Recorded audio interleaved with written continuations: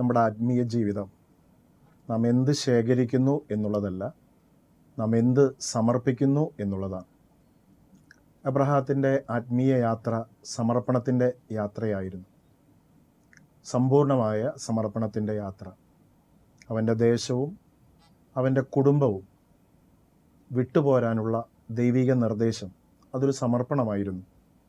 ലഭിക്കാത്ത മകന് വേണ്ടി കാത്തിരിക്കുവാനും മകനെ ലഭിച്ചപ്പോൾ അവനെ സമർപ്പിക്കുവാനും അവനോട് ദൈവം ആവശ്യപ്പെടുന്നു.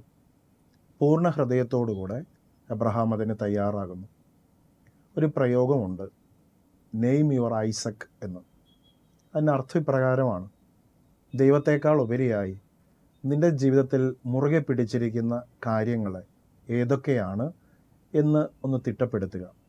അത് നിൻ്റെ ജോലിയായിരിക്കാം, സ്വത്തായിരിക്കാം, സ്വാധീനമായിരിക്കാം, സൗന്ദര്യമായിരിക്കാം, കുടുംബ സാഹചര്യമായിരിക്കാം, പേരും പെരുമയുമായിരിക്കാം. അത് ഏതൊക്കെയൊന്ന് കണ്ടുപിടിക്കുക.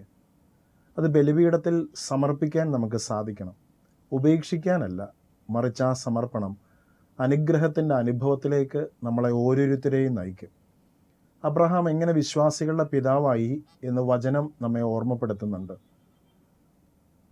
ഉൽപ്പത്തിയുടെ പുസ്തകം 15-ാം അധ്യായം 6-ാം തിരുവചനത്തിൽ നാം ഇപ്രകാരം വായിക്കുന്നു: വിശ്വസിക്കാൻ പ്രയാസമേറിയ കാര്യം അവൻ വിശ്വസിച്ചപ്പോൾ, വചനം ഇങ്ങനെയാണ് പറയുന്നത്, അവൻ്റെ വിശ്വാസ നിമിത്തം അവൻ നീതീകരിക്കപ്പെട്ടു എന്ന്. നൊയമ്പുകാലം സമർപ്പണത്തിൻ്റെ അനുഭവമാണ്.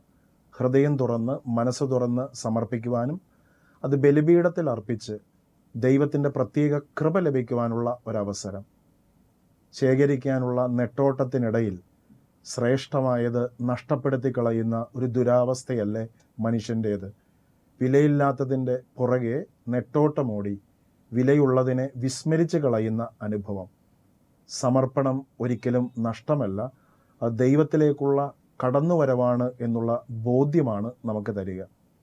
നമ്മുടെ തപസ് കാലത്തിലെ ഈ ആത്മീയ യാത്രയിൽ നാം എന്തു സമർപ്പിക്കുന്നു, എന്ത് മനോഭാവത്തോടുകൂടെ സമർപ്പിക്കുന്നു എന്നുള്ളത് നമുക്ക് തിരിച്ചറിയാം. നെയിം അവർ ഐസക്സ്.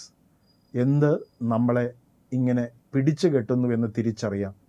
തിരിച്ചറിയുന്നത് സമർപ്പിക്കാനുള്ള ഒരു തുറവി നമുക്കുണ്ടാകട്ടെ. എബ്രഹാത്തെ പോലെ സമർപ്പണത്തിൻ്റെ അടയാളങ്ങളായി നമുക്ക് തീരാം.